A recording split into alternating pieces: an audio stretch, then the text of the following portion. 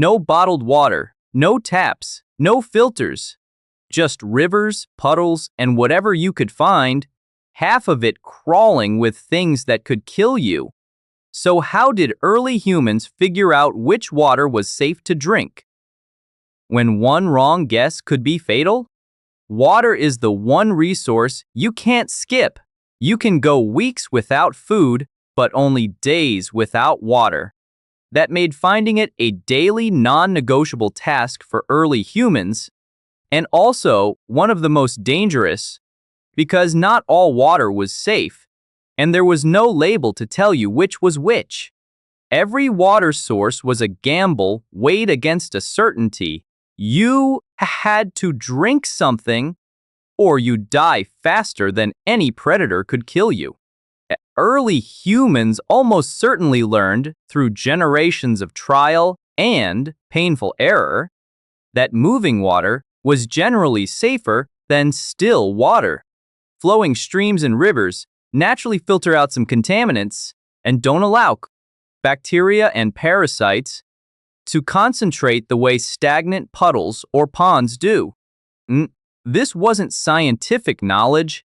Nobody understood bacteria yet. It was pattern recognition passed down. People who drank from the wrong sources got sick or died. The survivors noticed. Over generations, this became embedded practical knowledge. Follow the current, avoid the still, murky, algae-covered pools. Early humans likely paid close attention to which water sources animals used, and more specifically, which ones they avoided. If herds of grazing animals regularly drank from a particular spot without getting sick or dying nearby, that was a strong, repeated signal the water was probably survivable. Okay? This wasn't guesswork. It was observation over time. A watering hole surrounded by animal tracks, used again and again by multiple species without visible die-offs, was safer odds than an untested puddle after a rainstorm. Nature had already been running the experiment for free. Early humans just had to watch and learn.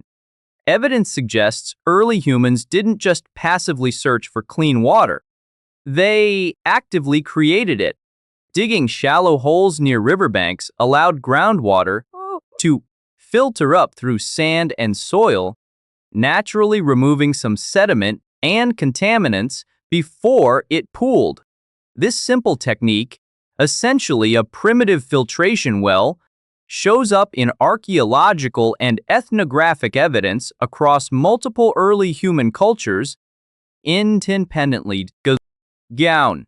Some groups also used natural materials like sand, charcoal, or certain plant fibers to filter water as it passed through, crude, but effective enough to reduce visible dirt and some organic material, even without any understanding of germs or microscopic contamination. Despite all this accumulated, hard-won knowledge, waterborne illness remained one of the most persistent killers throughout early human history. Parasites, bacteria, and contamination from decaying organic matter didn't announce themselves with taste or smell in many cases. You could do everything right, choose moving water, follow animal tracks, dig a filtration well, and still get sick because some threats were simply invisible with the tools available. This meant water wasn't just a daily task. It was a daily risk that never fully went away, no matter how much accumulated wisdom a group carried. Every single day of your life, multiple times a day, you were making a small bet with your survival. Here's what's easy to forget.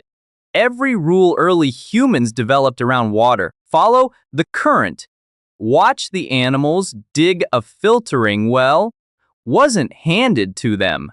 It was paid for. Someone got sick, someone died.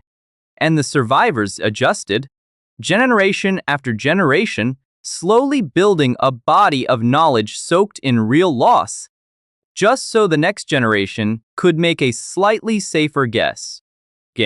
Every time you turn on a tap, without a second thought, you're standing on top of hundreds of thousands of years of trial, error, and quiet death that eventually turned into knowledge. Clean water wasn't given to humanity. It was earned, one poisoned puddle and one hard lesson at a time. Third, if you want to see how ancient humans dealt with disease once they got sick from exactly this kind of thing, hit subscribe. Is ancestral line.